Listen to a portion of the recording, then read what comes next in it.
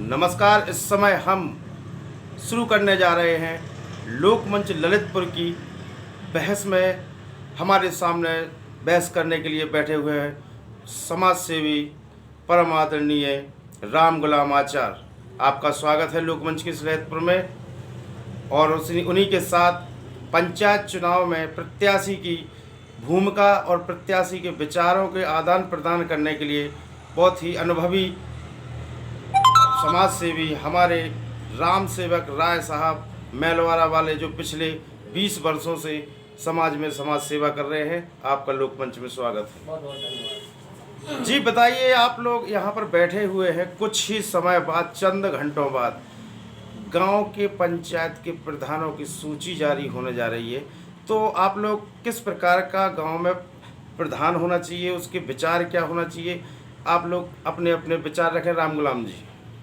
सबसे पहले तो धर्म भाई, आपको बहुत बहुत धन्यवाद जो आपने आज इस मंच पर लाकर हमें बोलने का अवसर दिया और अपने विचार रखने का।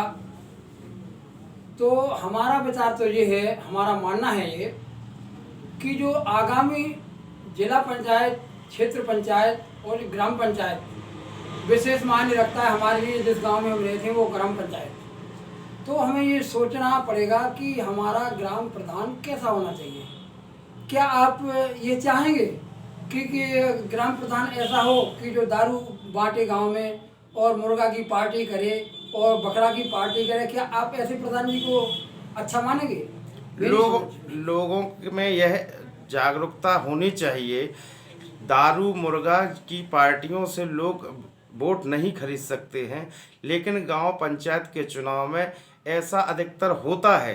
जी क्या राम सेवक जी, इसमें आपका क्या कहना है? बिल्कुल सत्य है और ये सब अनुचित है।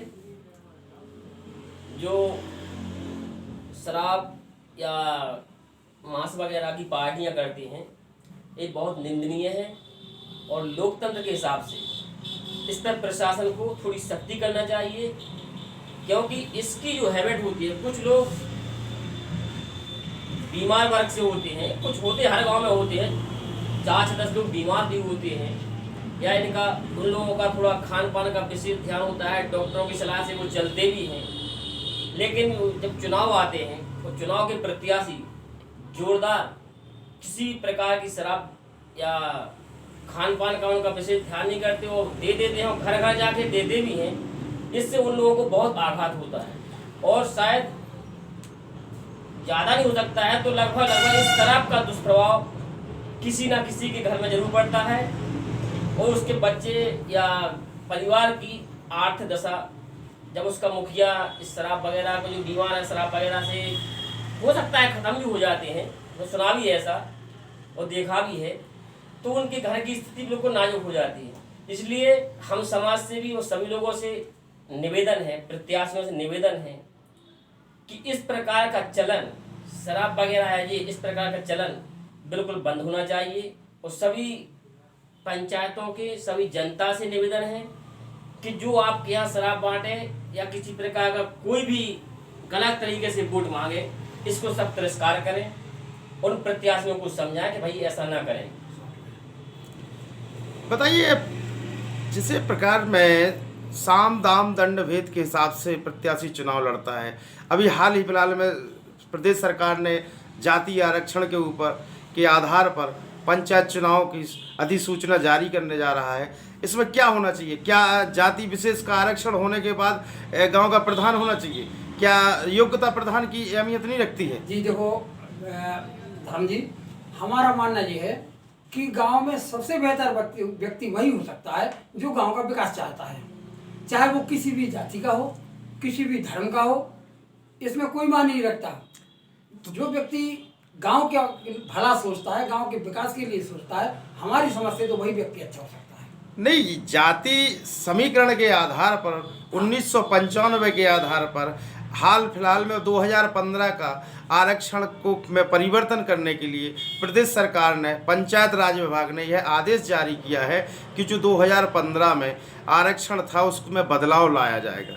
लेकिन जाति समीकरण के आधार पर अगर देखा जाए तो अधिकतर ग्राम पंचायतों में समीकरण नहीं बैठ पा रहा है और लोग अपनी मानसिकता और अपना जो है दमनगी पर, अपनी बलबूते पर, पैसे के दम पर सीटों में परिवर्तन करना चाहते हैं। लेकिन समीकरण ये कह रहा है कि जाति समीकरण के आधार पर सीटों में बदलाव होगा। लेकिन अब बदलाव होने के साथ में क्या प्रत्याशी उस हद तक जाएगा, समाज सेवा करने के लिए जाएगा, या फिर वो अपने स्वार्थ के लिए चुनाव लड़ेगा? देखिए राम जी, मैं बताऊंगा आपको कि आपकी बात 99%, क्या मैं तो कहूँगा 101% सही है कि आज का जो चुनाव है व्यक्ति समाज सेवा और देश सेवा के लिए कम, लेकिन अपने स्वार्थ के लिए ज़्यादा करता है। और जब तक ये प्रक्रिया रहेगी तो हमारी समझ से गांव का विकास कहीं ना कहीं बाधित होगा।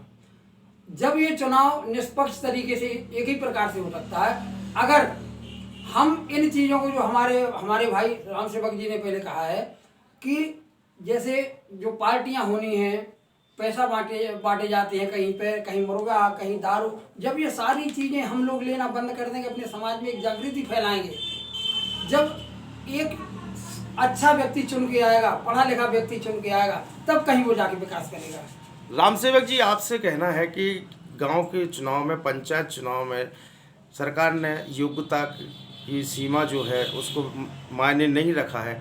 कई प्रधान जो है अनपढ़ बनते हैं, अशिक्षक बनते हैं और उनके जो प्रतिनिधि हैं वो अपना विकास कर लेते हैं।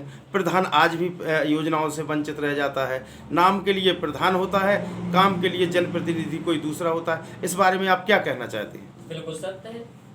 जो सरकार की ये पॉलिसी है, यह सरकार ने अभी कुछ समय पहले इस पर मंथन भी किया था कि कुछ शिक्षा की योग्यता अनिवार्य है, उस सरकार को उस पर गौर करना चाहिए। वो सरकार ने जो उस योजना को तिरस्कार कर दिया या किसी कारणवश लागू नहीं कर पाए, तो वो सरकार की पॉलिसी गलत है। सरकार को शिक्षित हर हालत में ढूंढना चाहिए। किसी भी आरक्षण वर्ग में शिक्षित जरूरी है, ये सरकार का बहुत अनिवार्य है। और शायद आने वाले समय में जितने जल्दी सरकार ये पॉलिसी लागू कर देती, उतनी अच्छी ग्राम पंचायतों का विकास बहुत अच्छे तरीके से होगा। बहुत बहुत धन्यवाद आप दोनों का। लोकमंच ललितपुर की पहली बहस में ग्राम पंचायत की प्रत्याशी को लेकर दोनों ने अपने विचार रखे। आगे अगले एपिसोड में हम किसी दूसरे समाज सेवी को गांव की पंचायत के चुनाव की विकास की बात रख के फिर लेके आएंगे। तब तक के लिए नमस्कार। बहुत बहुत धन्यवाद।